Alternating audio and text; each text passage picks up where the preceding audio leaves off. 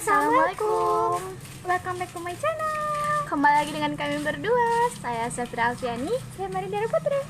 Nah, di sini kami akan menjelaskan tentang kondisi dan prospek fintech syariah. Adapun rumusan masalahnya itu ada dua. Yang pertama itu bagaimana perlindungan hukum dari fintech syariah terkait penyelesaian sengketa dari para pihak. Nah, yang kedua, bagaimana konsep perlindungan hukum terkait penyelesaian sengketa ekonomi syariah dalam perspektif hukum Islam. Nah, dari rumusan masalah ini akan dijawab oleh teman saya. Baiklah, saya Maridara Putri ingin menjelaskan tentang apa itu bagaimana perlindungan hukum dari fintech syariah terkait penyelesaian sengketa dari para pihak. Yang pertama, penyelesaian sengketa harus dilakukan di OJK terlebih dahulu.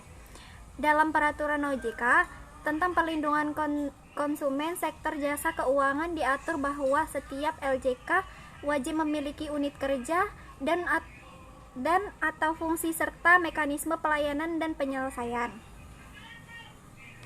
Nah, yang kedua, bagaimana konsep perlindungan hukum terkait penyelesaian sengketa ekonomi syariah dalam perspektif hukum Islam.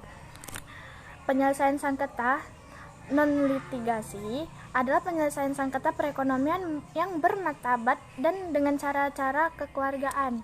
Sangat disayangkan apabila pemilik sengketa ekonomi syariah merambat ke ranah hukum dan terpaksa harus diselesaikan di pengadilan. Hal ini tidak hanya akan mencoreng konsep syariah sebagai alternatif perekonomian. Prospek fintech syariah. Industri finansial teknologi atau fintech terus mengalami inovasi. Salah satunya adalah dengan kemunculan fintech syariah yang berkembang dengan pesat.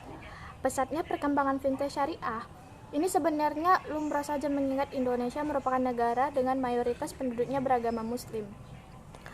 Menurut Dewan Syariah Nasional (MUI), fintech syariah adalah layanan atau pembiayaan berbasis teknologi informasi berdasarkan prinsip syariah yang menghubungkan user dalam rangka melakukan akad pembiayaan melalui sistem elektronik dengan menggunakan internet.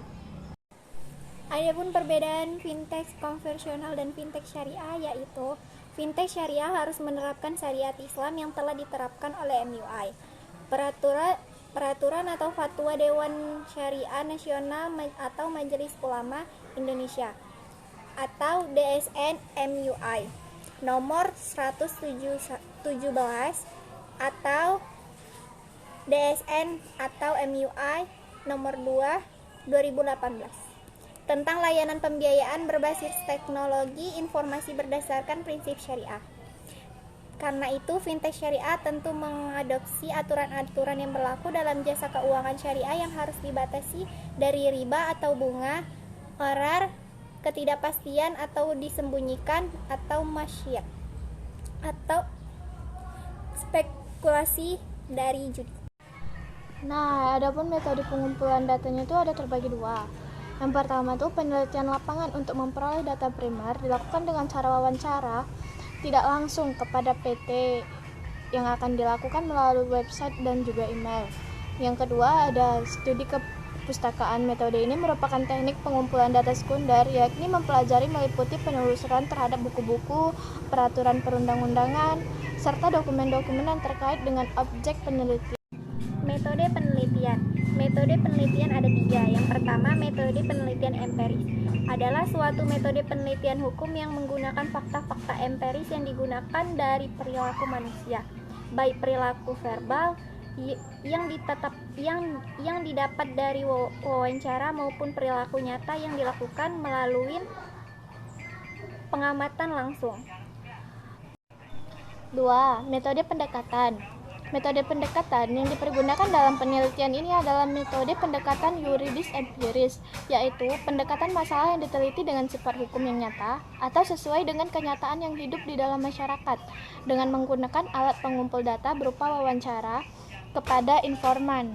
Lokasi penelitian dalam penelitian ini. Untuk memperoleh data yang diperlakukan dalam penulisan penelitian ini, penulis memiliki data wawancara tidak langsung melalui website dan email dari salah satu perusahaan fintech syariah yang sudah terdaftar di Otoritas Jasa Keuangan yaitu PT Alami Syariah. Demikianlah penjelasan dari kami tentang kondisi dan prospek fintech syariah. Apabila ada kata-kata kami yang salah, mohon dimaafkan. Assalamualaikum. Dadah.